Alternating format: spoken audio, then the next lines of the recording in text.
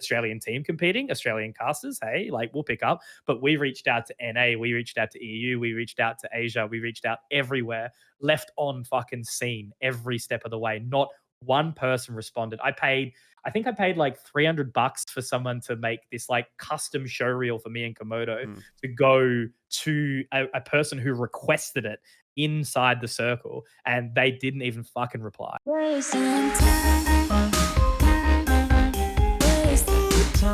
want to talk about Dreamhack Melbourne though. I think Dreamhack Melbourne's the big one. You know, this is the first. Is this the first tier 1 product that you work, I guess, for Counter-Strike? Yeah, probably. Like, that's not an online broadcast? Yeah, I would say so. Like from that scale, I guess there is some other events during the course of that year that kind of like steadied the ship, I guess. But the Dreamhack was the first ever stadium event. Like, yeah, crazy. Like, oh my God. Yeah. So let's talk about that. There's a lot to unpack here as well. The first thing is, you're hosting this event. So I can talk to you from my perspective as to how this all played out. And I don't know how much I necessarily want to say here. I don't know how much I'm like really allowed to say necessarily, but I think there was a lot going on with Dreamhack that was like up in the air until very late in the piece. So when I originally heard about Dreamhack, no one had contacted anyone. I didn't know whether we were even being considered to do it, as in any Australian talent. I thought, well, we've done IEMs before. Surely we can do Dreamhacks. Surely someone is going to be, you know, batting for us, basically. And, you know, the deeper we went, the longer we went, I was like, okay, this is kind of a bit worrying. Like, I haven't really heard anything. And I was talking to a couple of people at ESL, and I was saying, you know, what's sort of going on? And they were like, well, we're not sure yet. Global's going back and forth. Are we going to use the studio in Sweden? They were considering using the studio in Sweden to broadcast Dreamhack, which inevitably they did do. They did have the analyst desk from Sweden and the casters on the ground, as we know. So first thing was, you're not doing it. They're using people in Sweden. And then it was kind of like, okay, well, directly to me, if we could get you to do it, would you do it as a stage host? And I said, like, obviously, if that's the only thing you're going to offer me, I'm going to do it. But I would prefer to cast, and I don't think I'm that... Like, I don't think I'm an amazing stage host. I think I'm a serviceable stage host. But for something like Dreamhack in a stadium, am I the right person? Maybe not.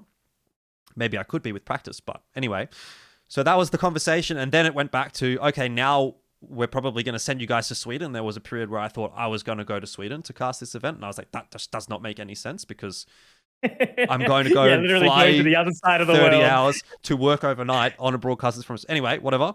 So there's that. And then I think maybe 2 weeks prior. Yeah, I think it was about like 2 weeks, a week and a half, roughly. It was like, all right, we've locked it in. I think I'm going to give credit to Ben and Brad from ESL, because I mean, they were the ones that I'd heard from that sort of tooted their own horn, so to speak. But maybe they were the ones that got this one over the line. We'll leave that one up to the imagination. But anyway, they sort of told us, I guess, that this was happening in the venue. The casters, at the very least, were in the venue. And at that point, that was when I was like, okay, I'm definitely not hosting it anymore. I'm casting it. That was the offer that I received. And then the conversation was, who do we use as a host? And it was kind of like, obviously, you know, yourself and Komodo are kind of like, outside of Pili, Mac, Jim, Elfish Guy, yourself and Komodo, I think, are the other two like casters in Australia for CS at this point. But it's kind of like, well, you guys both don't live in Sydney, so you're not in all of these broadcasts. So how do we find a way to, A, can we use them? B, how do we find a way to use them? How many casters do we need? We've got the 4 casters, basically, the guys from Sydney. Can we use either Conky or Komodo as a stage host? And then also, are there any other options? And I know there were other options. There were other people that were considered. Ultimately, obviously, they went with you. But I want to know, what is it like from your perspective? Because I feel like you probably had the same feeling that I had when they approached me and said, would you stage host? And I was like, fuck me. I've got a story for you. I don't know if I want a stage host. Like, I'll do it, you know, but like, geez, I really don't want to do it almost. So what was this like from your perspective? I'll set the stage with just 2022 in a whole, right? Because it's a very interesting, I guess, like 3-year long period if you're taking on the tail end of COVID. So everything's online. I haven't seen you guys in years. I haven't been able to reconvene with anyone, sort of thing. Borders open. First event I got to do was ANZ Champs. Awesome. Back on the mic with Komodo, back in the studio. You weren't there. Selfish guy was over somewhere else, Sweden, which was I think. awesome. Very happy Yep. for that. But we were all kind of getting back, at first Yep. time catching up with the boys. Then JBL had me over to Melbourne for a photo shoot. Oh my God, I'm back in Melbourne. I get to see people. Then the Valorant online stuff obviously happened overseas, and then I got to go to Dublin with Komodo. All these things were happening. So I'm going, holy shit, the traction behind me is just moving. And then all of a sudden the Dreamhack conversation comes up, and I thought, I might be on the radar, but I know I'm not the preference. So I know I'm not like, if anyone's going to get it, it's going to be Elfish Mac and Pilly. Then maybe me, Jim, and Komodo fall into the equation as a secondary. That's what I was sort of thinking. Jim obviously being higher because he's been so long and so good and experienced as well, and on the ANZ Champs broadcast as a regular. So you four, I was like, you guys are the squad to do it. I'll book flights and a com, and I'll got a ticket, and I'll be ready to go to the event. So if I don't get a gig as a caster or whatever, I'll still go. I'll still have fun. I'll still enjoy myself, and I'll be able to get to see everyone.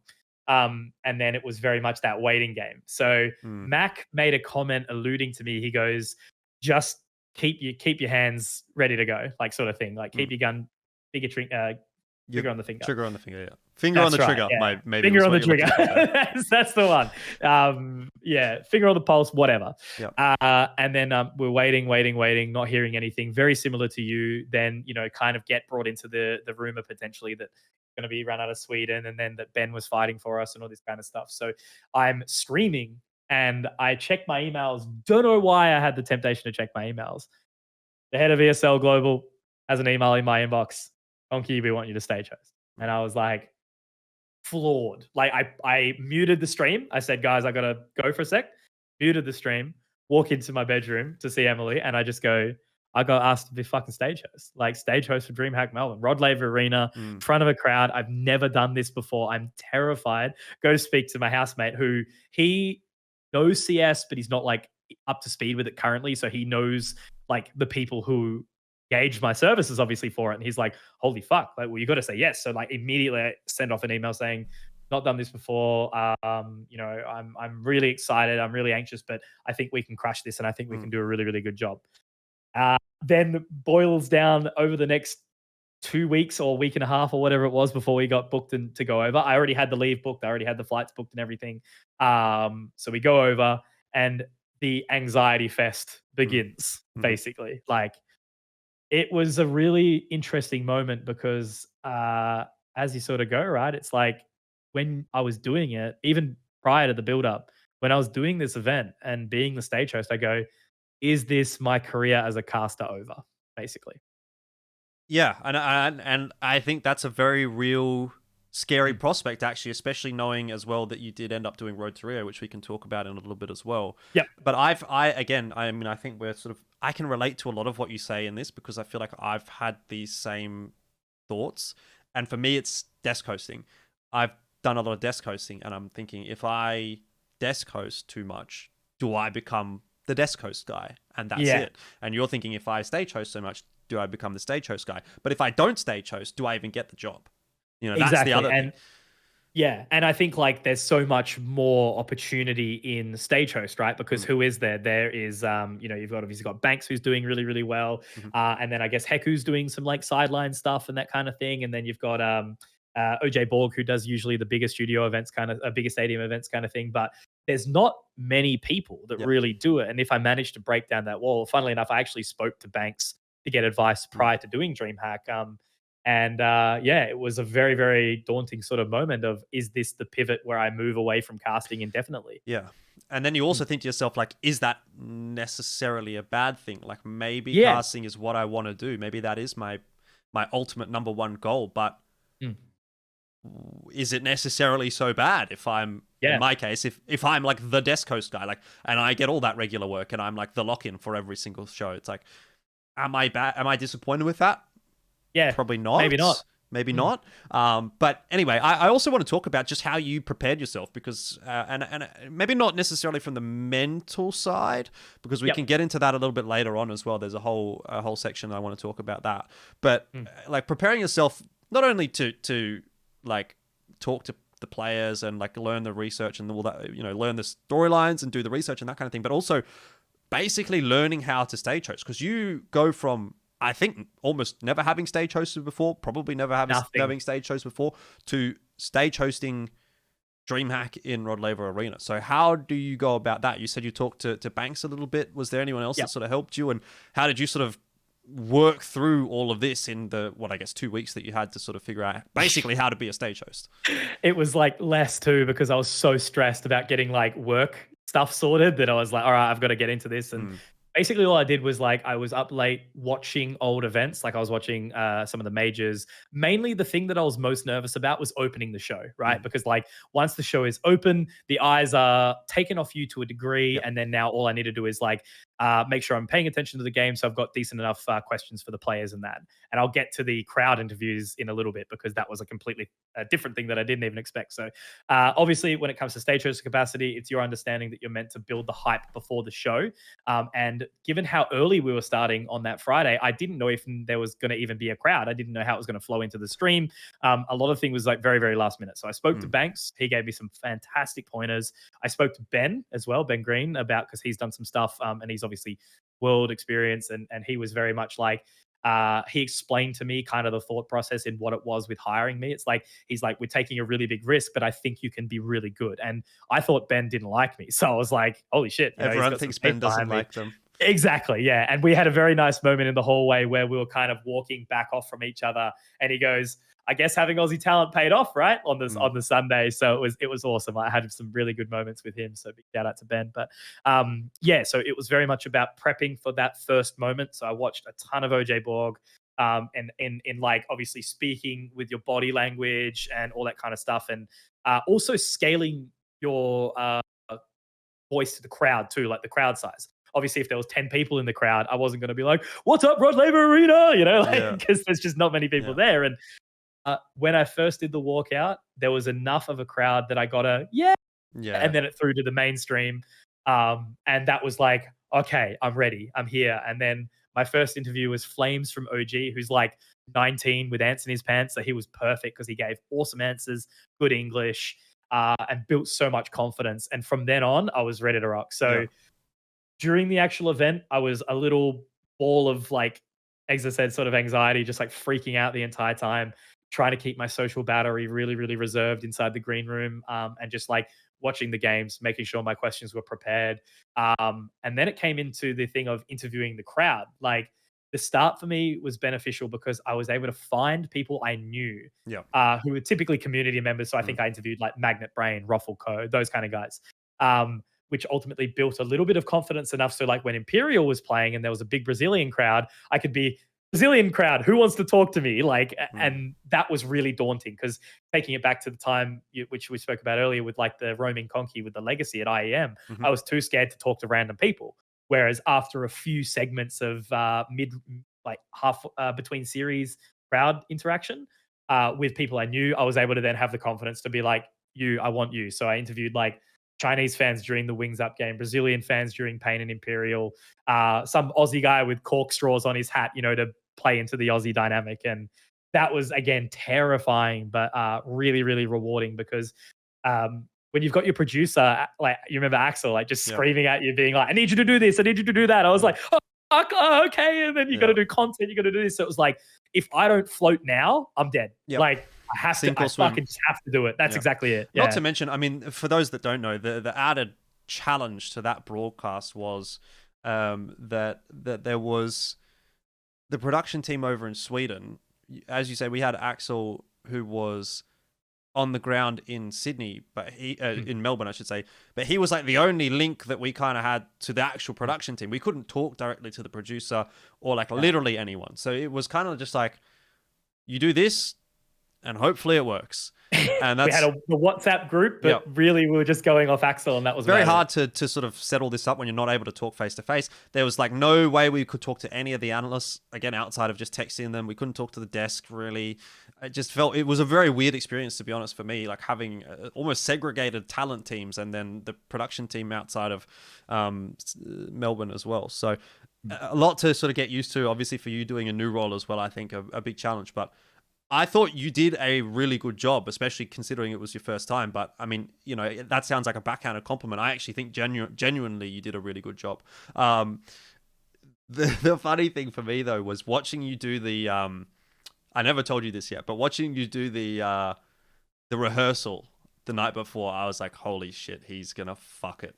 Like, I was watching you do that rehearsal, I was like, oh man, I was so scared. It's I not was coming so together. scared, bro. Yeah, because You were like, and that's the fumbling whole it thing, and right? yeah. When we go out, we see the stage that's like kind of built, you know, not Yep. fully done. Yep. We see the crowd spec, but we're like unsure what crowd's going to be there because we started at 9 a.m., didn't we? I'm pretty sure that It first was day. 9 or 10 in the morning. Might have Something been like that. 10, yeah. So the doors had only like just opened.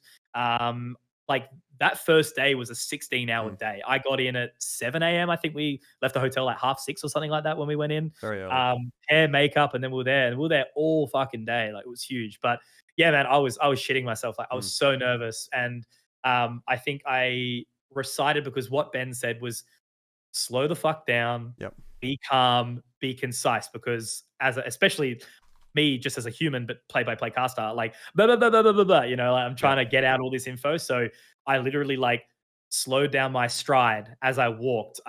Where to look in the camera, how to move my body, and just I had I think it was a 3-sentence script that I just drilled over and over and over again in my head. And then it was kind of the only question mark against it was depending on crowd size is how loud you go. Yep. And I managed to temper it a little bit. I was medium energy and the crowd gave me something back. It sent well, and then it was on, like game on from there. Like it was like a switch had been flipped. I was ready. Sometimes I find it's very hard to do it unless you're doing it for real. You know, like I don't know what it is when I'm doing like a pre-recorded content, for example, and I'm like, I'll just do it again. Like I'll just do that line again because it didn't quite sound the way I wanted it to. There's something about doing it live and being on the broadcast that you're just like, I just got to keep going, and I think that helps you in some cases. Yeah, I mean, and just to top off the discussion around Dreamhack Melbourne, when the discussion was first around getting you as the stage host, I was like, yeah, I thought you could do it. Like I thought of anyone that we could have chosen in Australia that was from the Counter-Strike community, because there was discussions around using others. I said, I think we should use someone from CS because like people need these opportunities. Anyway, that aside, I thought it's either you or maybe Mac or me. It's got to be one of us three if we're going to get someone from CS. I don't really know of anyone else that was going to be able to take that role. And I thought, doesn't really make that much sense to like split the duos, and you know, I think it's a big opportunity for you. And you're the kind of person I thought that could nail that role, right? You're very energetic. You're quite personal. Or at least it seems to me you're quite personable. I didn't feel like you had any issues talking to people. You know, I thought you were always someone that liked to talk to people and that kind of thing, and would get along well and have a good conversation and that kind of thing. So I thought you had like all the traits that you needed to be a good stage host. It was just whether or not you could do it. So my first instinct was he can do it. My second instinct after watching the rehearsal was, oh fuck. My third instinct after watching the intro was like, oh, he did it. Thank God. Yeah, so it worked out. Okay. So it works out. All right. Dreamhack's done. You've done well. Everyone's happy. And then Road to Rio comes along. We probably won't spend as much time on Road to Rio, but you get locked in for stage host again. So this is where it's like, oh, fuck, now am I just the stage host guy? Yeah. Maybe. Yeah. But it is a smaller scale event. Is it a more comfortable environment now for you, right? There's less pressure, definitely. Yeah. Smaller scale, less people. You've already done it before. You feel coming into this event a little bit more comfortable, a little bit more confident? Hugely. Like it was obviously less strain because there was less games. The crowd was still actually pretty good though. Hey, like even though it was small, like they were still vocal, they were loyal too. Like they were like the kind of that was there, not just because they floated in through packs, but because they actually were like, I want to go watch Greyhound qualify for the major, basically. So that's what they were there for. So I felt way more fluid. The good thing was Zhizhe Hao, they were really nice. Like they were really easy to get along with. Obviously, like you and me know, like Cabal and stuff, and from the Mongolian scene, like at least we've got like a semi relationship with them enough to talk to them. Obviously, Greyhound's really good for me as well. And I ended up like talking to the Rare Atom guys too a little bit, which was sick. So I got to, it was kind of like already in the know, you know, like Yeah. Asia and Oceania has been our little click for a Yeah. while. So much more confident playing in my field, playing in my space. The only thing that was, I guess, shit was just because basically, like after introing and interviewing, I had nothing to do. So it was cool in a sense that I could watch, but I felt like kind of useless in the sense that we weren't filming any B-reel, we weren't going to crowd interviews, we weren't really doing much of that, which was really, really interesting. But it was still fun. It was great. I had an awesome time. Would do it again. But an event like that needs, if you're going to have a stage host, obviously you need more to play with. Otherwise the role's redundant, really. Like, it sort of felt may like as well at that point have a sideline host to do interviews, and that's about it. you could have stage hosted and casted probably, like except for the fact that you might have had to have like thrown to yourself almost, like that's the barrier. But like aside from that, it's like I guess it could have gone like me to desk back to casting or whatever. Yeah. But anyway, I mean, look, I think the thing with those kinds of events is the scope is just so much different to a stadium event, and the stage host like role doesn't get fleshed out because there isn't all that extra ancillary content that you sort of ended up doing at Dreamhack that you know. Anyway, besides so sort of locked yourself in pretty nicely as the stage host for Australian CS. Whether that's a good or a bad thing, I don't know, we'll see. And hopefully here in 2023 we'll see some more opportunities head both of our ways, but you know, your way especially. We'll see. I mean, look, I hope it goes well, but anyway, moving on. I think it's like you look at Dreamhack in April, it's like will it? Like, you just never know. I haven't heard anything, so let's just put it that way. Valorant in 2022, also very, very big deal for you because this was a year where, you know, again, it sort of continues the same trajectory, the same fashion in which it had for the last couple of years. You're doing all the Oceanic stuff and you're kind of like the guy for Oceania. You're doing all the finals and blah, blah, blah, and that kind of thing.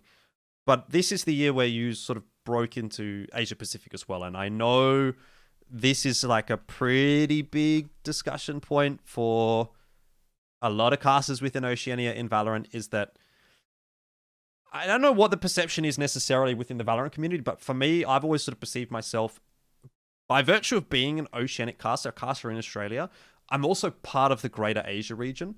So when I see opportunities like the ones in Valorant that are going solely to casters in Southeast Asia for Asia Pacific, I have a little bit of an issue with that, where I think there should be some representation of Australian casters there. I'm not saying every caster needs to be Australian, but I think a duo, or at least a caster from Australia, probably should be on every event that an Australian team is competing in at an Asia Pacific level, in my opinion.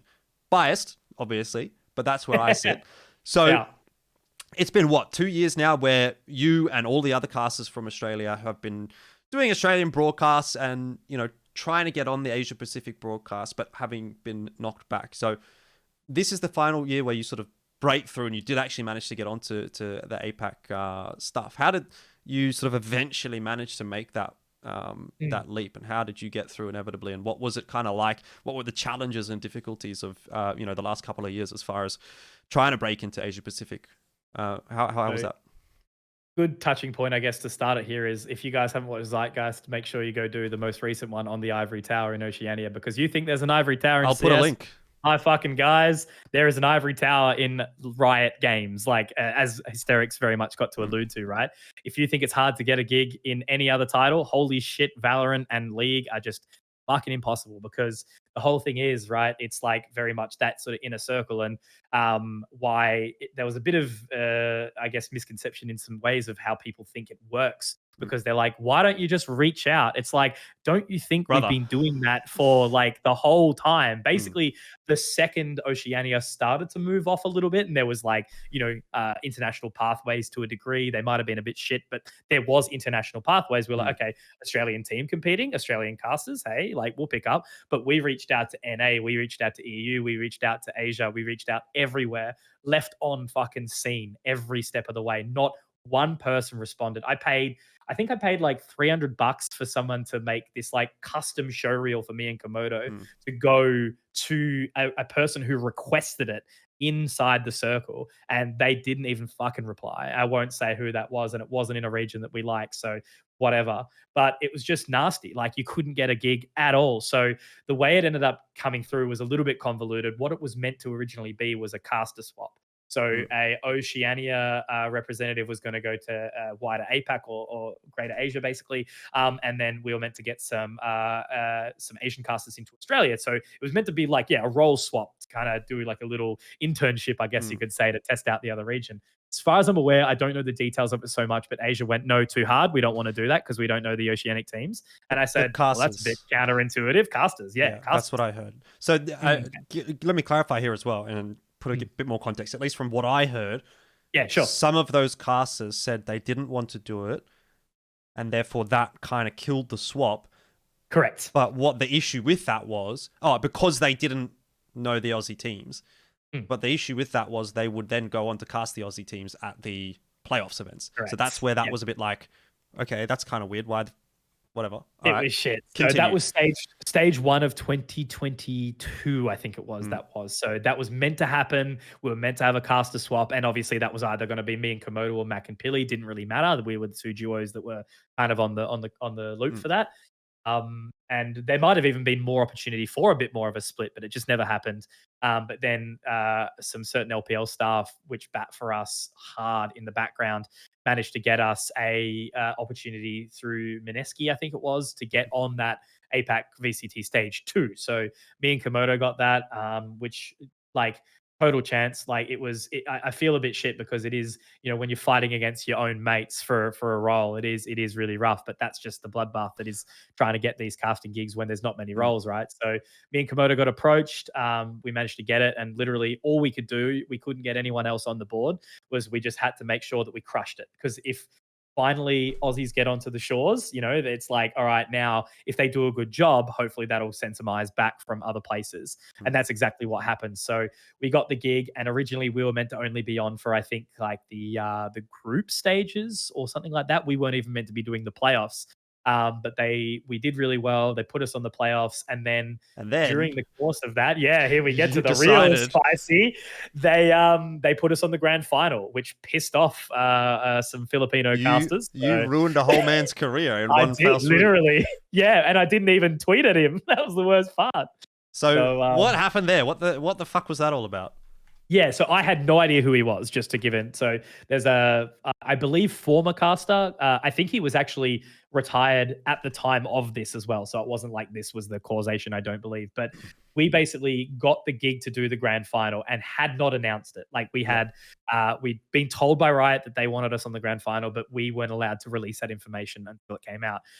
Somehow it got leaked to this fella Illustrato, who then basically posted not only leaking the fact that we got the grand final, but also saying, fuck these guys. These guys don't have any idea about APAC. They're stealing our jobs. It's racist. And I'm like, dude, we're the only 2 white people on a cast of 16 or something like that.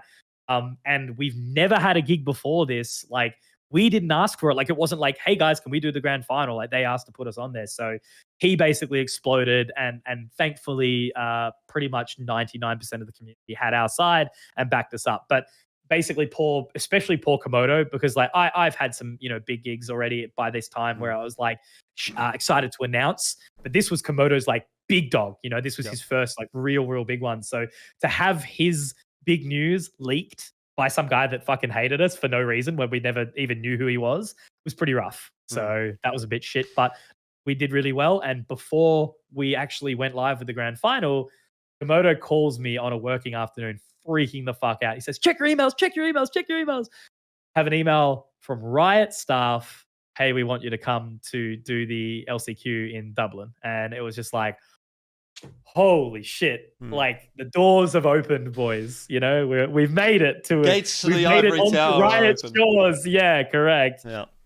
So that was sick. Yeah. So it was a fucking hard battle. And that's why, very much like what you guys touched upon on the Zeitgeist show was the ivory tower. Sure, it exists, but we are gatekept by the real ivory tower. That is international work. Yeah. So look, okay, let's say everything's gone well with the domestic APAC broadcast. Now we want to talk about going overseas to Ireland. I wrote Iceland the first time because I know there's been a lot of Riot stuff in Iceland. Reykjavik would have been sick. Reykjavik would have been cool, right? But apparently yeah. Dublin's pretty cool anyway. Let's talk. First international gig you've done with Komodo. I think that was his first international gig as well. And obviously you guys are, now kind of in a way almost representing the Australian region, going over, or at least as far as the casters are concerned, going over to Dublin to sort of cast here for Riot. What's their sort like? Is this like finally fucking...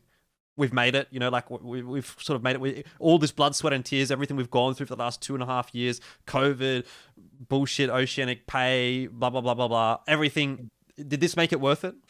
Yeah, 100%. So obviously it was like really good pay. First time we're hitting like the true international grade of pay, which was sick. We worked together to like negotiate a good rate with some of the other casters who also got the gig, which I think was like some awesome collaboration with people we actually hadn't worked with yet. The casting panel was like a Cyprian British guy, which is like Kremer and EX Warrior, which were awesome. We had like Quack and Key, who are like Singaporean, Filipino. We had Tash, who's Malaysian. We had Digon, who's American. It was just such a broad scope of people with so many different backgrounds and all these different spots around.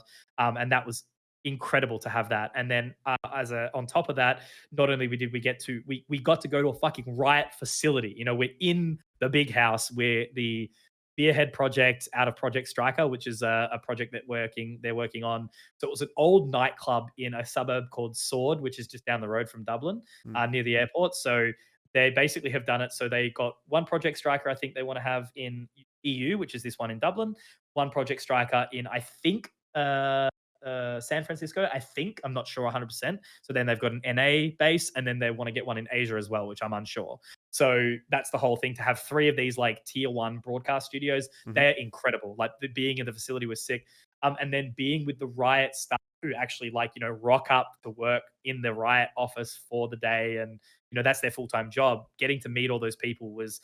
Finally, you're no longer just some guy on the internet. You're in person, hanging out with them, having beers with them, and having a great time. So I didn't like Guinness, but I certainly put a few down in the networking sessions, I'll tell you that. That's the name of the game. All right, we are up to date with everything in your career up to today, but there was a lot of topics that I couldn't really find a position in the timeline for, that I kind of wanted to go through with you as well. So I think these are actually going to, in some cases, maybe be more interesting than some of the discussions we've already had, because these are like more general things just about you, about the scene, about life in general, that might sort of fit into what people are interested in. So the first one I wanted to start off with actually was your streaming, and in particular your charity work, because obviously you've done a lot of charity work over the course of your career, and a lot of that has been tied to your stream. But I know, based on some discussions with you and some things that you put out on Twitter, that you've obviously had a lot of mental health struggles in the past as well.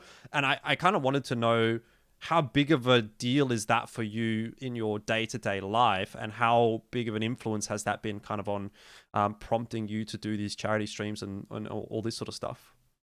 Yeah, sure. So I guess with streaming, very quickly to touch on that, it's been something I've done for a long time now. I think going back really far, I would have probably done my first stream in 2012 on really, really crap internet, streaming league to one person or something like that. But I always saw an interest with it because I love the open forum discussion kind of thing. Like on my stream, I'll typically, I've got a very, very, it's only small, but a very loyal community, I guess you could say, which is where a lot of the charity stuff sort of came in. And I just love having that kind of discussion forum, with people of similar interests, right? And the best part about streaming is you're always going to have people from different walks of life, whether it be age or background or whatever, and you can connect with people all around the world. So I always had an interest in doing that. So I guess streaming built my personal brand whilst simultaneously working for the other stuff. So through that, I've managed to build my partnerships with Zowie and JBL and M-Wave. So that's kind of the personal stuff I work on. But because I've always been someone who is very, very thankful for the support that I'm given, I like to give back, whether that be directly to my community or as a result of charity. So I found charity streams were really cool because I don't like being a guy that's going to do I've done 1 or 2, but how people do subathons with forfeits and all that kind of stuff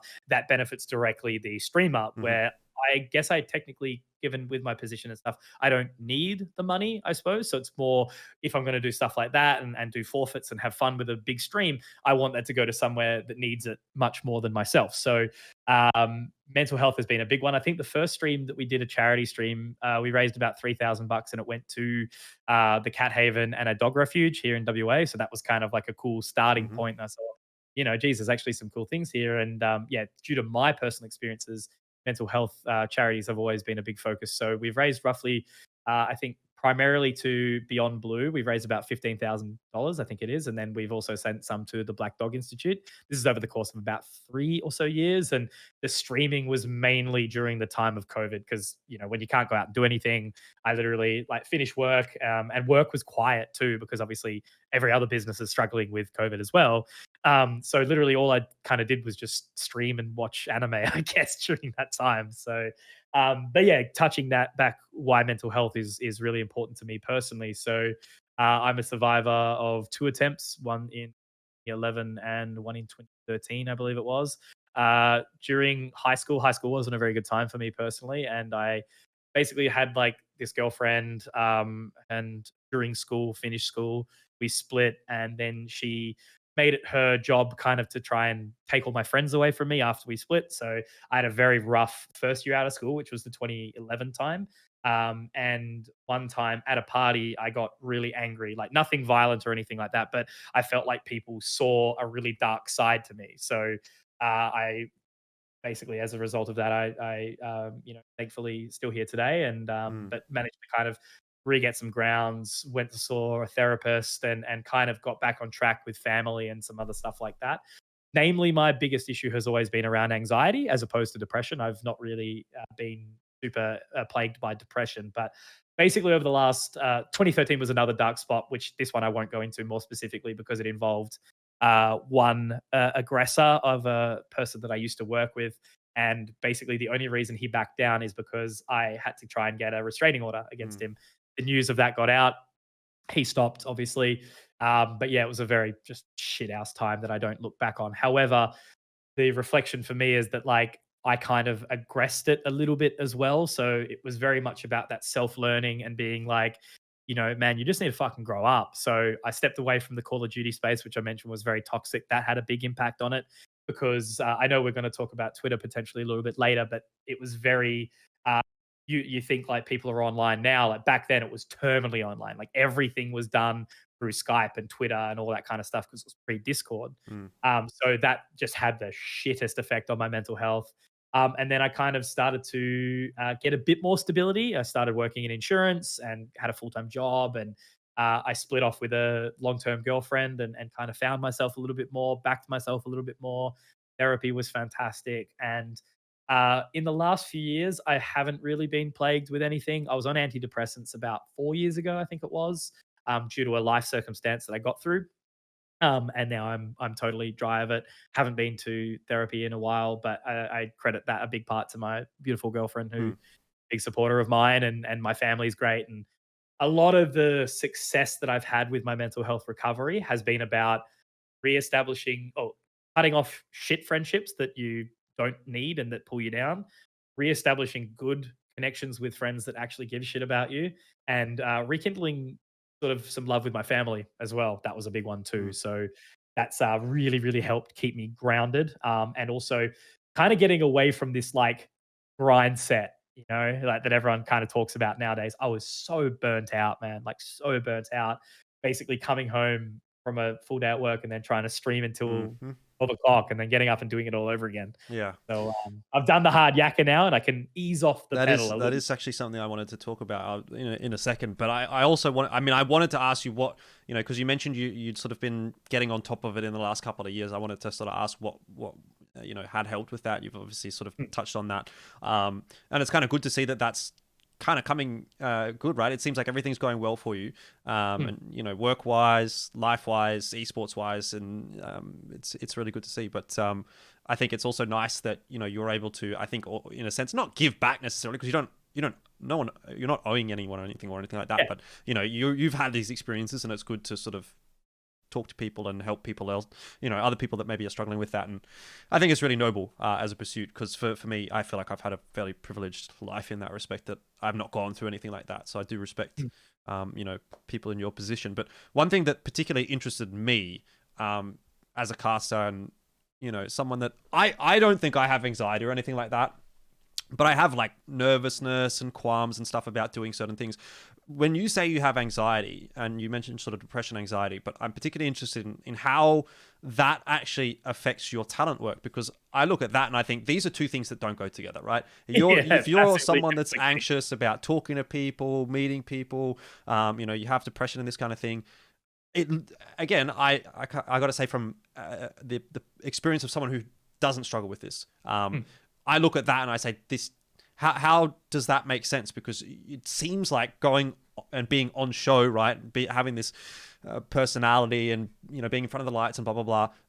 It seems like that would be a trigger for you, or not a trigger necessarily, but I hope you get what I mean. Trying to skirt around it without making it like weird or saying the wrong thing. Look, it's cool, because, and I really appreciate like you acknowledging that, because one of the big things as well is one thing I learned during the course of the years as a part of like my own personal recovery sort of thing is being like, don't ever tell someone you understand a circumstance when you haven't experienced that yourself. So like what you've just done there is like, I actually don't know how it's ever felt. So like, it's interesting to know how you felt it. And that happens with many, many different things. Like a lot of people, like you're like, I don't understand how they'd feel that way, but it's like, because you've probably not been there, right? So the big thing for me with my anxiety is that I've learnt and allowed myself to feel it. Like trying to repress it is the worst thing you can do, really. Like if you're just trying to basically stomp on it, it's just going to get only more aggressive and flare up way, way more. So I think through therapy, I was allowed to kind of like learn to feel it a little bit more. And like when those moments come in of anxiety, it's like sit there and kind of like just let it happen a little bit and learn how to manage that feeling. So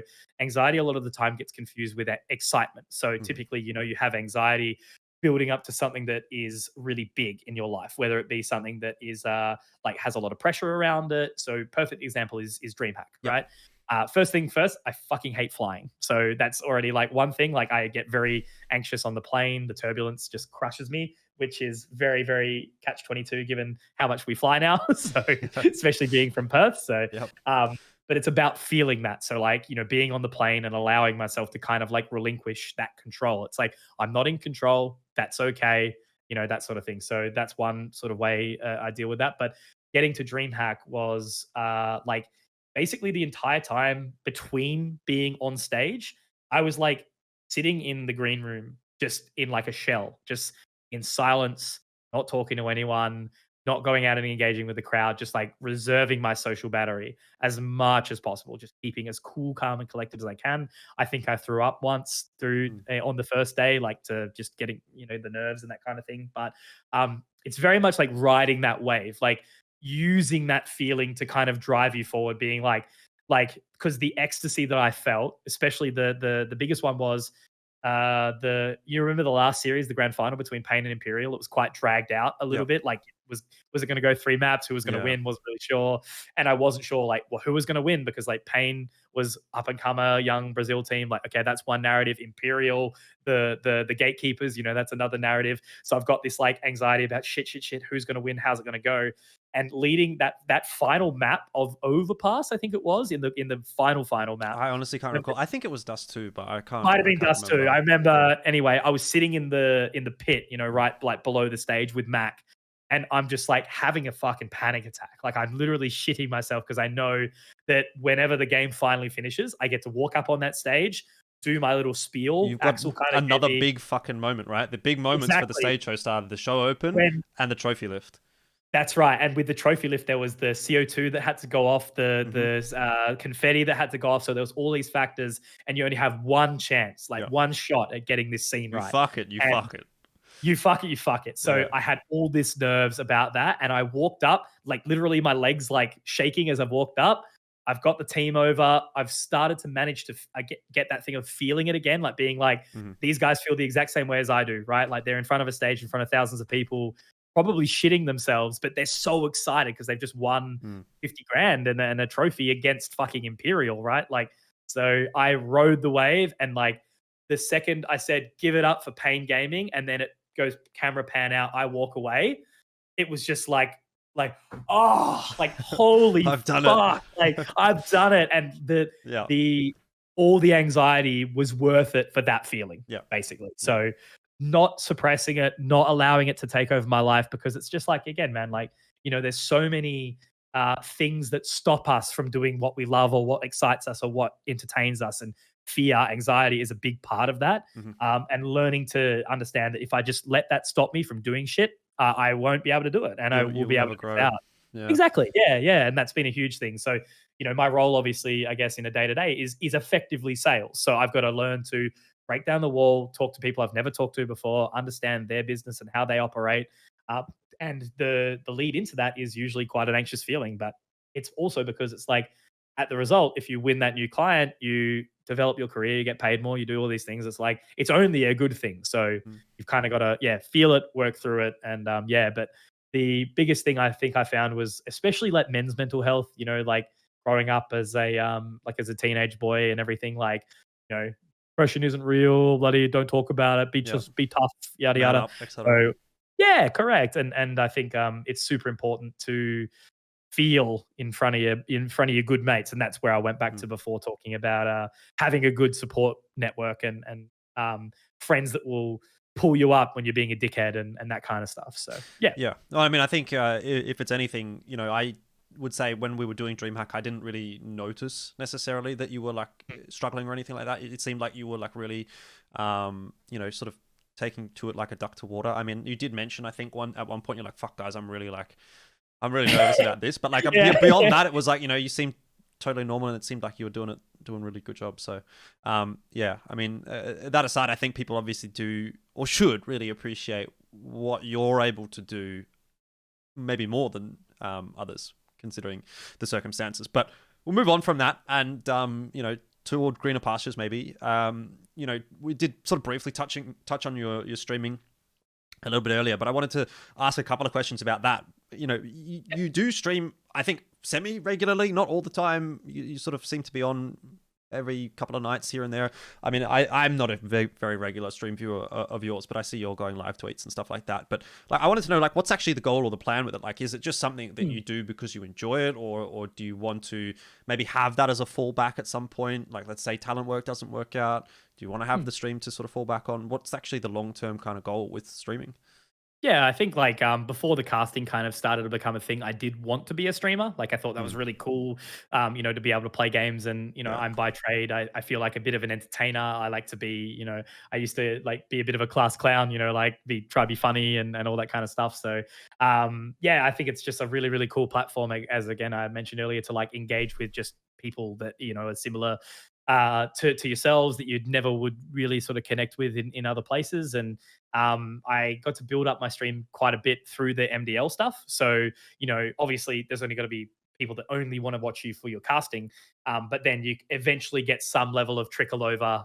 So like I remember one of my most loyal viewers came from a raid from someone, which was really, really cool. So just by doing it consistently and regularly, you build up that brand. And it's just a lot of fun. So it got to a point where I think like gaming felt not as interesting. Like, if I wasn't playing a game with the boys, say like 5 stack on CS, playing matchmaking or something, where I'm with good friends and we're having some fun.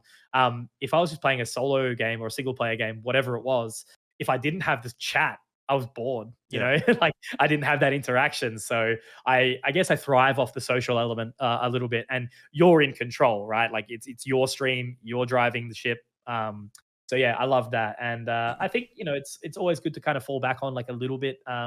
Because when I do game now, like I don't, as I said before, like I don't really just sit on my computer and play games anymore. If I get the spare time, it usually will be a live stream. And I think the reason it's slowed down a bit more recently is because I'm trying to just get back to, I guess, life again, a bit of consistency. So loving my weightlifting, loving bouldering, thanks to yourself and Genome and Mac. Doing that as much as I can, and also spending time with Emily, because Emily obviously moved over from Adelaide to here to be with me. So it's more about like finish work, and normally I would finish work straight on the computer, straight streaming, like immediately. But now it's like come home, wind down, get changed, cook dinner, sit with them, watch the show, talk about our day, and then maybe at 7:30, then I can jump on the stream. So And if it gets the shit thing as well with over East, it's like 3 hour time difference. So I get on the computer at maybe 8:30.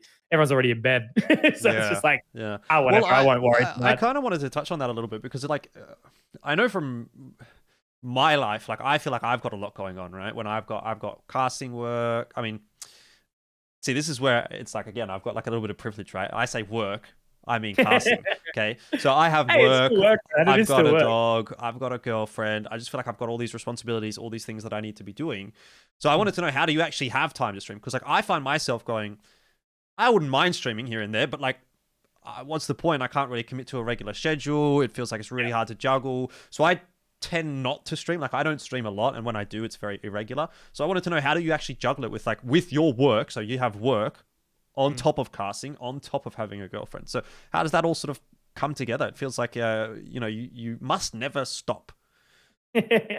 I've learned, like, in the last 6 months especially, how to stop and when to stop. So kind of like identifying burnout a little bit has been a key factor, like, because I have burnt out maybe twice in the past, like really heavily, to the point where I literally couldn't get out of bed the next day. That was at a previous workplace that was a bit shit, but mixture of everything, kind of toss it all in. You feel it coming, but you go, nah, it'll be right, and then burn yourself the fuck out. That was horrible. So I knowing that feeling when it's coming on has allowed me to ease off the pedal a little bit. But I don't know. I just love it. Like, I think that's literally the key thing. It's the, stupid thing that you hear about, right? If you love your job, you'll never work a day in the life, or a day in your life, or whatever. Yeah. So I thankfully really enjoy my day job.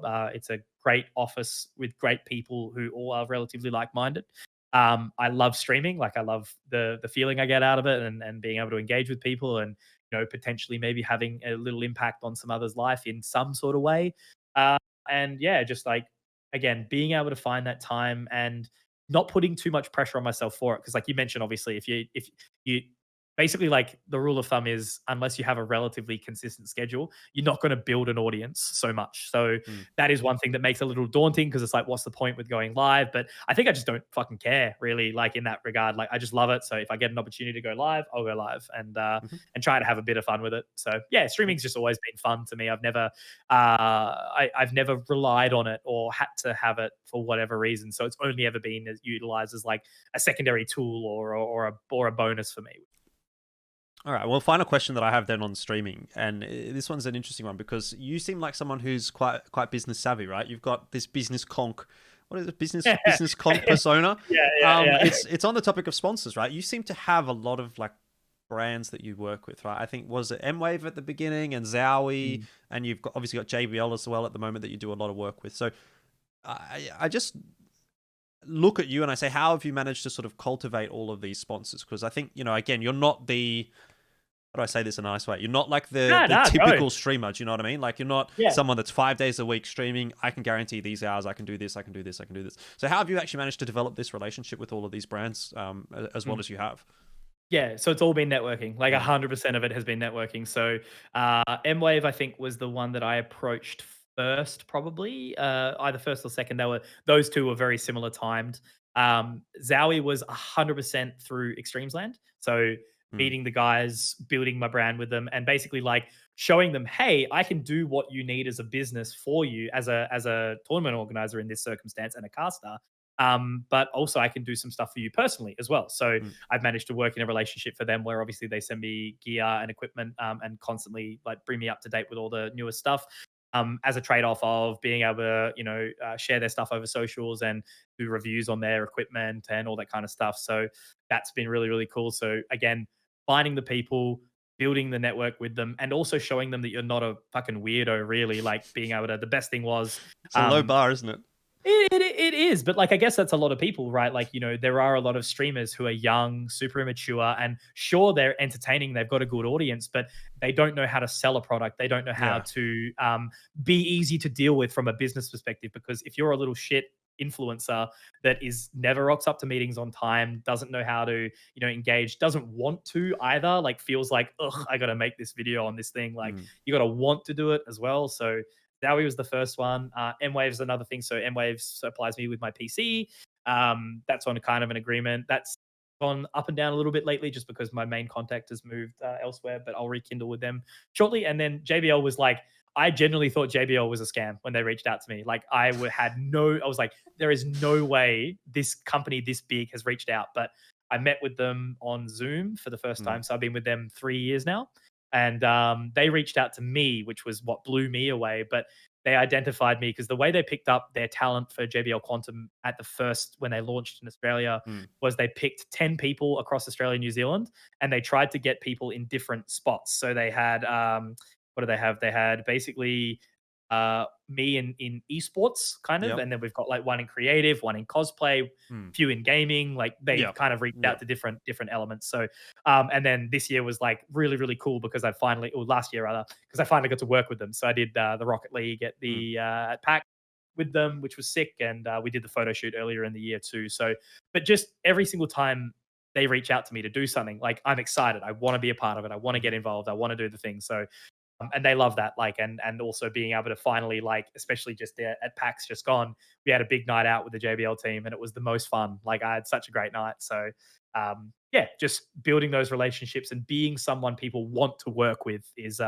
key. And I 100% get all that skill from my day job. That's where I've learned it all. Yeah, Business comp pays off. Yeah, that's the one. I want to talk about ANZCircuit as well. So a lot of people would know this as Instafrag, which is what it was originally run as under Big O and Sniper. I think Sniper owned it, and Big O was like an admin or something like that for it. And you ended up taking over this from Sniper, who was the owner when he moved out of esports. So, I mean, I just want to know what, from your perspective, is like actually the importance of the role that you play in this ecosystem within esports, and actually what has it done for your career as well? Is it like a big deal to you? Do you think it's a big deal to the community? What's the deal with this? I think it's like super necessary. So effectively it came in, Big O did an internship with Faceit, I think in London, like he actually worked with them. Right. Came back to Australia, built a connection with Sniper. Sniper, I think, had some resources and some network connection, obviously, and started it up to basically be the FPL equivalent, because I think Big O just said, bring FPL to Oceania. They said, no, but we can give you the resources that will allow you to build a hub that is effectively the same thing. So it was really successful at the start. Then unfortunately, old mate Big O, which is now the Whiskey O now, if you've seen anything from him recently, he's like a massive whiskey connoisseur now. It's crazy to see. I feel like that's cool. Something I've heard before from people in esports. Yeah, exactly. Yeah, Ben.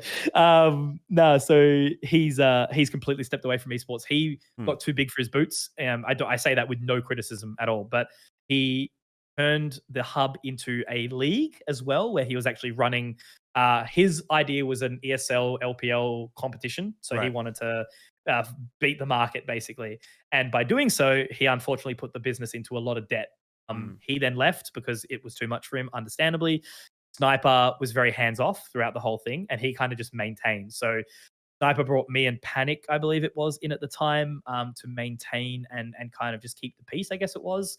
And ultimately, I ended up just becoming the face because I was the one that wanted to try get in there and like fix it. Sniper then obviously eventually stepped away from esports in its entirety, handed it over to me, so the contract is actually in my ownership. And over the years, it has been a tough run, but good thing is, in the sort of tail end of 2022, like we've had a few competing hubs that have kind of like come in and knocked us out. The most recent one came in, burnt about $100,000 with no return, and has left the industry again, which is like, fuck, radio. So this big void Why has couldn't been you just filled, give me the $100,000? Man, imagine. We actually, unironically, different rabbit hole, which I won't go down now. We did actually reach out to work with them, but they were dodgy as fuck, so we moved away from it. That's ultimately gone now. So we're kind of now rebuilding the relationship with the community. But the big driving factor, which is going to really ride us into 2023, and I'll release some more info about that over the time, is that we have now formally signed with Faceit. So Faceit is directly supporting us financially, which means that we'll now have more consistent access to actually run the FPLC equivalent in Oceania much more consistently, as well as also utilizing some funding to run events as well, which we've got a couple lined up to hopefully tie into some other tournaments. So, it won't just be like, play this competition, we'll give you some prize. It's like, play this, you'll qualify for a LAN, which might tie in with some other organizers around the bend. So I think it's like, incredibly important. Like the pug scene in Oceania ain't great, and it's hard to admit that. As you know, in CS, a lot of the time we suck, right? We go overseas and we flounder. And where does that get fixed? Here, right now. So you've got to teach people good habits in the local community, teach them to care, teach them to actually have stuff to play for as well, like bit of drive, bit of consistency. And then hopefully that will build up grassroots to then bolster out professional. Yeah. All right. Well, it's. I mean, it's good that we have it. I think, and hopefully it's not in too much debt anymore. I was so ready. It's no. So to take that, we were several thousand in the red, right? We are now over several thousand in the green. So okay. It's been a fucking rough like 3 years, but we made it. Yeah, okay. We made it. Due to good business decisions and a lot of hard work that we got there. Yeah. Onto another maybe more rough topic. You knew this was coming. It's the Twitter usage discussion. Because everyone knows Conky loves Twitter. So why does Conky tweet so much? Yes. Okay. So this has to be like, I want to let this to be known that this is, I'm taking this seriously here. So okay. I know it's a meme, I know it's a joke, and I'm happy to play into it and everything like that because I understand it. Like, you know, people look at my Twitter, my socials and everything like that, and they go, what the fuck is wrong with this guy? You know, like I remember Dick Stacey even saying to me, he's like, man, how the fuck are you so comfortable with sharing everything about yourself? And it's literally because it all stems back to the COD days. So back in the day, if you were doing anything content related, obviously YouTube was the platform, but because there was no Discord, because there was no forums, there was no nothing, all of your shit got shared to Twitter. And Twitter in like 2011, 2013, 2014-ish was used basically like, it's hell American, obviously, as a thing. And, you know, at the time, like Facebook was more like you posted a status once every blue moon, or you posted a photo or something like that. It was very like less aggressive with how much you would share. Whereas Twitter was purely to be like, this your random thought, my brain, and I typed it. Yeah, because it's short form, right? It's short form. So nowadays people are starting to do all these fucking weird, like, here's this thing that changed my life, a thread, and it's like a thing, you know? Yeah. So I was born in that era. So I've had Twitter for 12, 13 years now, and not my current Twitter. I had an old one, which was, like just COD shit that I'm very glad is away now. But that was what it was. Like, we just used it for everything. Like, that's where you connected with people. That was where you posted everything. You shared all your content. And I felt like a really, really key factor in getting yourself known and getting yourself out there was sharing a bit more personal stuff. You know, you're not just some unfaced character behind an anime profile picture. You're actually a human that has a face, and people can connect and relate with you and understand who you are and where you come from. So that was very much what I did there to kind of start that. And I just never really got out of it. So ultimately I closed my former Twitter. I think back when I was in Envious on Call of Duty, I had quite a reasonable following. I think I was on the road to like 10,000 followers or something back then. Using it all the time. But as a part of leaving Call of Duty, I closed that Twitter account. And because I wanted to keep in touch with some of the really dear friends that I made through Call of Duty, who I still talk to now, like some of them are lifelong friends, I made a private Twitter and said, everyone follow this. I'm leaving Twitter effectively. So because it was a private Twitter, I used it more regularly, I think, because only the people who I was close with were following it. So it was kind of like a more personal thing as opposed to a brand page or whatever. So I was using it way more socially, way more regularly. And ultimately, I think I ended up making that Twitter live, and it just became my normal Twitter. And from there, I've just never really slowed down. I guess I've just always kind of used it. And people don't see the benefit in it, I think, because I understand, again, like getting spammed with the content or whatever. If you mute me, fine. I have no idea. Like, I have no issues. I'm more offended if someone unfollows me for whatever reason. But if you don't want my posts spamming your feed, honestly, man, I totally get it. I really, really understand it. But I feel like it goes back to that thing again of giving back, right? So I very much have been lucky enough to build a platform that has quite a reach, quite an audience.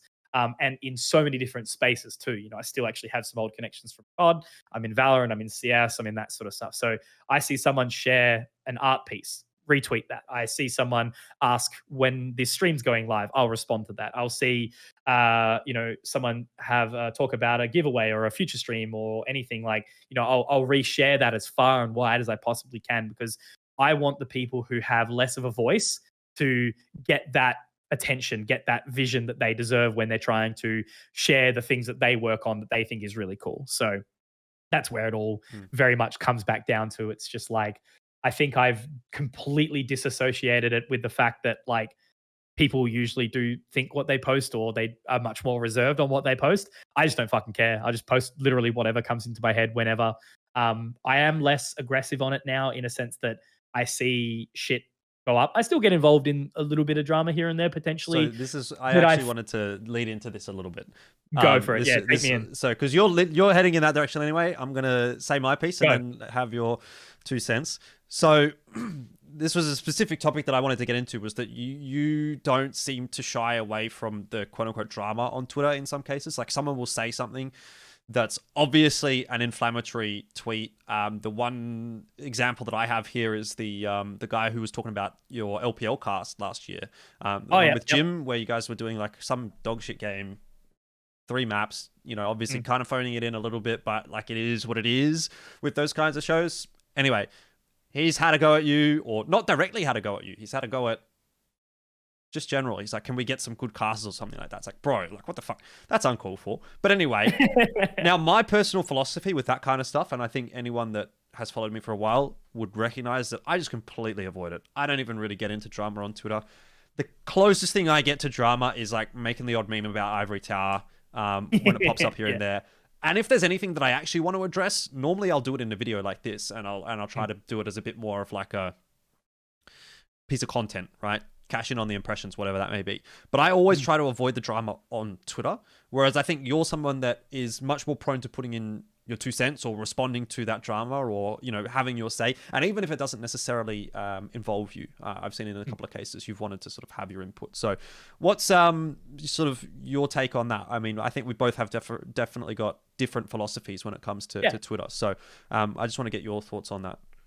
Yeah, absolutely. So, like, first of all, I guess any philosophy on it, I don't really mind. Like, anyone is, fully put up to their opinion, because obviously the way you carry yourself is super important. And that's one thing that I've definitely learned over the last few years. So back in the Call of Duty days, as inflammatory and aggressive as you could get, that would get you views, that would get you clicks, that would get you popular, that would get you across the board, right? Yep. Whereas nowadays, moving into the more professional space, if I'm seen at the head of this drama all the time, organizations are going to be less interested in using me. So I try to temper a little bit more, especially this last 12 months. That's been a big one. Where I've tried to, if I see something that pisses me off, especially because Twitter's so negative now, like I'm sure you've noticed in the last, especially since COVID, but maybe the last 12 months is really bad. Elon knew Twitter, all that kind of garbage. It's very hard to not see negative things now. So when I see something negative that doesn't play directly in my space anymore, I will try to avoid it at all costs. Just because I feel by that way, I'm purposely trying to get myself angry or frustrated for no reason when I don't need. But when it directly plays in my space, so for example, that guy that aggressed about saying that we were shit casters, it was very much along that thing of like trying to educate the people who are watching. Because like at the end of the day, right, like as you and me both know, we could be the best casters in the world, but there's going to be some fucker that doesn't like us for whatever reason, our voice, what our face looks like. People are going to do that all the time. But for that kind of circumstance, it's like, okay, so you think we're shit? Why? Give me that, because I feel like for that context example exactly, if that's a regular opinion, if that's like a guy who is playing in CGM, he's a grassroots player, he's making his way up the circuit, why does he think that way? And what can we do to kind of improve that? And because effectively what I see a lot, and this is where we go around the ivory tower conversation, it's like these guys are shit, but then they won't give any feedback as to why they think we're shit or whatever. So it's like, how about you give us something that we can actually tangibly work upon? And then other people who are in a similar field might see that and maybe take it on or whatever. So that was a little bit of a play in it. I think that guy was just clearly a dickhead anyway. So it was a bit of just a meme towards the end of like, come on, man, you really, it's like, you really make shit up now at this point. Yeah, correct. I don't get it. And because then he gave context in the end and the context was like irrelevant. So it was just like, oh, so he's just angry. He's just angry. Yeah, pretty much. All right. I mean, and this sort of ties into the next topic I wanted to have, and it's like dealing with negative feedback. Obviously, anyone in our profession is going to get negative feedback in some capacity. For me, I think the worst that I ever had it was like early days when we were doing ESL Pro League on Reddit. People were like, "Oh, these are the worst fucking casters I've ever heard." I'm like, "Okay, fuck, all right. I guess I'll just live with that for the rest of my life." And I'm like, is that really true? Like, am I really the worst caster you've ever heard? Like, I don't know if that's like, sure, I might not be your favorite, but I really don't think I'm the worst. But you know, I've always been the kind of person that has really tried to just put up a wall and completely ignore it and just be like, whatever the masses say it doesn't matter to me because they're not important. I want to hear from the people that are employing me, and I want to hear from my colleagues, and that's really who I care about. But from your perspective, what is it like sort of dealing with negative feedback? And have you had negative feedback that sort of affected you at any point, that's sort of gotten under your skin? And what's sort of the way that you try to deal with some of the less sweet moments of casting? Yeah. I think it's like very much that thing of, again, like, you know, you could be the best in the world and you're still going to have people just abuse you irrespective. So there is a lot of stuff that I just automatically put up the wall against. And I think a very good thing to focus on is like, if you wouldn't listen to someone for advice, why would you listen to their criticism? You know, effectively, like if you don't respect feedback they're going to give you, like, of course, their criticism is just going to be garbage. So who cares about it effectively? So if someone who I dislike for whatever reason, for a valid reason, I guess, says I'm shit, I'm not going to let that bother me because I don't care about their opinion anyway. So I think a lot of it came from the start, like, especially when you're casting to MDL, you're effectively a nobody and you get an influx of viewers. And when you're reading the chat all the time, effectively, because the casting was less serious, you know, you're kind of like talking to the chat a bit more about the game and casting a little bit less. I started to eventually make an effort of like turning off the chat so I could focus on the game a bit more as I was improving. But at the early days, you're getting spammed by, you know, people all the time. So you have it very much in your face, so it's pretty hard to avoid, I guess. But yeah, no, I don't think there's been any crazy criticism that's sort of like broken me down. I've definitely had a few moments where it's like, fuck, you know, and agreeing to, like, there was one time, which is a topic of which is going to be really interesting to myself this year, is I was sick one day when I was casting, and I should have gotten someone to fill for me. 100% should have got someone to fill for me.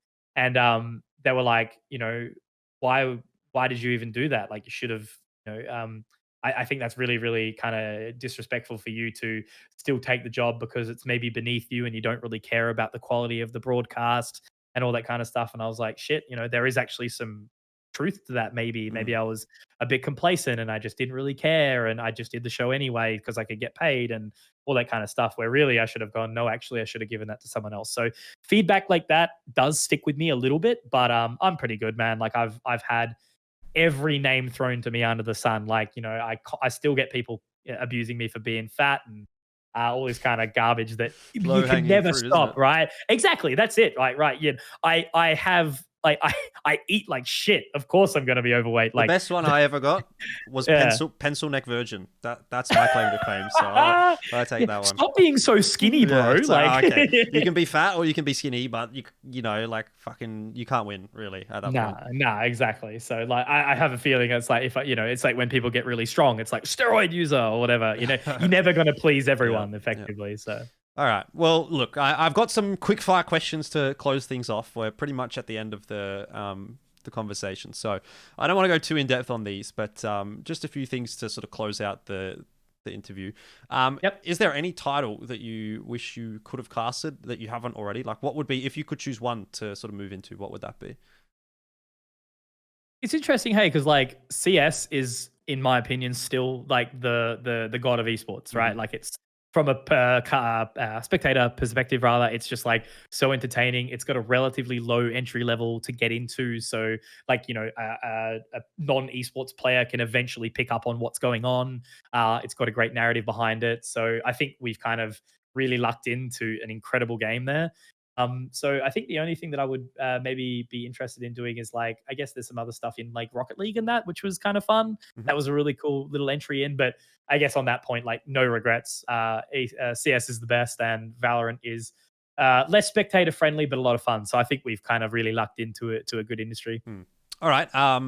Biggest pet peeve in esports? Ooh, people who don't think you need to work hard to get where you are, I guess, like work is very much like in quotations of like, because work can be anything, right? Mm. Like it can be just any level of effort into something. Like at the end of the day, the summary that I've very much learned is like, no matter who you are, where you come from, you don't deserve shit. Like everyone deserves the equal opportunity. So like, here's this thing, go work for it now. Like, and whoever works hardest towards that thing deserves the outcome. Mm-hmm. So I think like people very much thinking that they deserve outcome before opportunity, which that's been really rough to watch because I was raised very much in the line of like, hey dad, I want that surfboard. Okay, what are you going to do to pay for that? Mm-hmm. And I went and got a paper route for 12 weeks before I could afford to pay for it, so very much born out of that. So I think there's a lot of people who, and I guess it is born off the fact of like, you saw it a lot in Fortnite, people just getting paid to come 32nd and they're winning like 10 grand Mm-hmm. or whatever in a competition. You don't have to be the best to kind of be getting in the door there. So it kind of removed competition, allowed a bit of complacency. People were willing to put in less effort. And I've just never really vibed with that. So I think people who sit there from it's like, yeah, sit there from the sidelines. They don't really understand the level of hard work that goes into what we do. And they try to like put a downer on it. They go, that's easy. Like anyone could do that. I think where it's like, yeah, you've got to, no matter what you're striving for in life, you have to put in some level of input to get the output effectively. And I think not enough people know that. Have you ever thought of quitting esports? Every fucking, oh man, I was about to say every day, no chance. No, not every day. But there has been several moments, most actually around Instafrag, to be honest, which has been crazy. That has made me not just want to leave Instafrag, but quit esports altogether. Maybe that's what the problem was for Sniper. But yeah, I think so. Yeah, because you're getting abused. Like, people are threatening to sue you and all this kind of stuff for kicking them out of FPL. So I think a few of that people being like not realizing that you're just a human. And that's why I have so much respect for Turtle, Ash, Wanda, because like being an admin, you get treated like fucking shit. Like people are so horrible to you for no reason. All you're doing is just trying to do your best. And especially like people like Tham and Wanda in their early days getting paid literal pennies to get screamed at by an undeserving community. So I think that was the big one that made me want. And there was only two opportunities. One time, the big one that made me truly want to quit was I ended up having to apologize to a player way unjustly because it got sent back to face it and the context wasn't given. Mm-hmm. Ultimately, I was able to give context and kind of bail myself out a little bit, but ultimately face it said, you'll have to make it up to this player and apologize to them.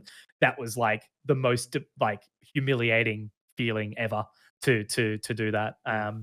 And luckily, funnily enough, the player still goes on today and he's actually come around a bit, which is good. And I think he realizes what that kind of did to me, which is great. So I have no real regrets around that. But just, yeah, anytime I've worked in like admin and stuff has made me want to quit esports because you do so much and the players just don't understand how hard you work yourself for them, not for you. You're not getting shit out of it. Like I wasn't getting paid for it. Like, so yeah, that stuff has been pretty gutting. Yeah, I mean it's funny, isn't it? Right? I guess you know the one thing that you don't want to do in esports, which is admin. Yeah, correct. Never want to be an admin. All right, I'll pay someone to do it for me. On the flip side of that conversation, have you ever thought about quitting your full-time job and going into esports or content creation or whatever full-time?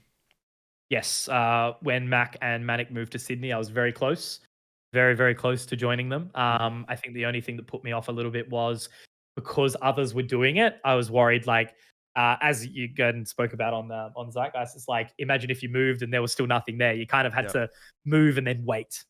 So I think the thing that has held me off is if my regular job wasn't progressing as well as it has, I would have been out years ago, I think. But because the industry has been kind to me that I'm in now, it's made it very hard for me to say, I don't want to do it. And I know that there's going to come a crossroads one day where I will genuinely have to make it not work. But until then, it has worked and I've been okay with it. So I might miss out on some gigs as a result of choosing to stay in Perth and choosing to continue my full-time employment. But I'm super lucky that my business is like majorly supportive of me. And yeah, they keep me going. But I've definitely considered it many, many times. There's even a thing this year potentially, which I'm sure you know about, which is made me sit there a little bit and go, fuck, if I get that, well, maybe. But I still think I would potentially decline it at this point in time. 3 years ago, like if let's say this, if COVID didn't happen, I probably would have quit and gone full time esports. Maybe it's a good thing COVID happened. Yeah, maybe it is. Like, maybe you it never know. But I mean, esports is definitely a tough life in some capacity. So I think you're doing well for yourself. Best memory from esports? Probably the Extremes Land after party, I would say, just from a context of like it feeling so surreal, like feeling like that's the first time it felt like I kind of made it. I like you do the event, even if it was kind of shit, you're still over there with all these names and all these celebrities and all these people. Like even just being with Blair, I was starstruck. It was before he became big major heavy hitter, but like it was still like we're working with international talent on the same level as us. So that was really, really cool. And then probably I think seeing like being there for Greyhound when they qualified for the major was pretty surreal as well, for just the RMR just gone. And then Dreamhack's definitely got to be a big one. Like interviewing Fallen, like holy shit, he's obviously not as good of a player as he once was, but just a titan of the industry who is so kind, giving you the respect as an equal to have that interview was pretty surreal. So yeah, I've been lucky enough to have some awesome moments, and even just like the moment of getting called up for Dublin, stuff like that, like all those times of just like the excitement and the hard work that you've put in for all these years kind of fills you with emotion and makes you want to cry, like because you're so happy. So yeah. But probably if I was to pick one, I would say the Extremes Land after party, I would say. Right. And final thing to close it out, you mentioned a couple of days ago on Twitter that you were perhaps coming back to tournament organizing with this AEL pitch. Is there anything you can tell me about that? I know this is still perhaps in the works. This video right now probably won't be released until next Friday, if that gives you any context as to when it's going to come out. So what can you say about that? Is that something that you're sort of hoping to sort of make work this year? Yeah, so effectively what we want to do is it's a collaborative effort. The only secrecy I will keep is because like we haven't won it yet. Effectively what ASA are doing this year is they're going out to tender to say we want to give a external tournament organizer the opportunity to run the local qualifiers to get to the ISF Worlds in Romania, I believe it is. So you know how typically we've had Team Australia go over for events like ISF or WestG in the past. It's effectively that, but ASA has historically not had the best run of running these events. So seeing the opportunity for them to reach out and say, we want to give that opportunity to someone else, it's like, holy shit, finally we can actually get in the door and make this thing work and have it advertised correctly and have it run correctly and all that kind of stuff. So the only secrecy, as I said, is because until they're ready to announce, is it's a group of us. We're all associated, but none of us are working together currently on any other projects or anything like that. So it's more of a collaborative group that have all come together and said, let's make this thing work as a conglomerate, and we will do our best to win the pitch and get the gig effectively. So hopefully what that will be is it will be an open qualifier run through ANZC, and that will be online, and then that'll lead to a 4-team LAN, and then I think a national LAN, which will be competing between Australia and New Zealand. I think that's the rough sort of gist of it, and then the winner of that will go to this competition in Romania as the either Australia or New Zealand representative. So that's what we want to try and do, because again, it all boils back down to that thing. You see an international opportunity, you want it to go to the broadest community possible to make sure that people have an opportunity to play for that, because especially if it's going to be Team Australia, right? Like that's sick. Like be able to have that representative would be awesome. So so hopefully we can make that work, and obviously just stay tuned to all my socials. I'll share more people who are involved as I can. And we're hoping that we can give the justice to an event that's deserved it for so many years but hasn't got it. Yeah, I mean, I wanted to close it out with that because that's kind of something that like is right now in the present and something to sort of look forward to. So that's pretty much the end of it. Unless you've got any shout outs or final thoughts that you want to make. No, man, just do more of these. I love them. They're really, really cool. And I think it's humbling for me personally to be a part of this because I've watched so many over the years. And also I think it's really important to we don't have enough storytelling of our talent and players in Oceania. I remember the player profiles that you used to do at the majors and stuff. I see this as kind of that, and I would love way more of that because I think we've got such a rich scene of people and people who have all come from different circumstances, and giving their stories, I think, is really special. So thank you for having me on, and I hope there's more of these.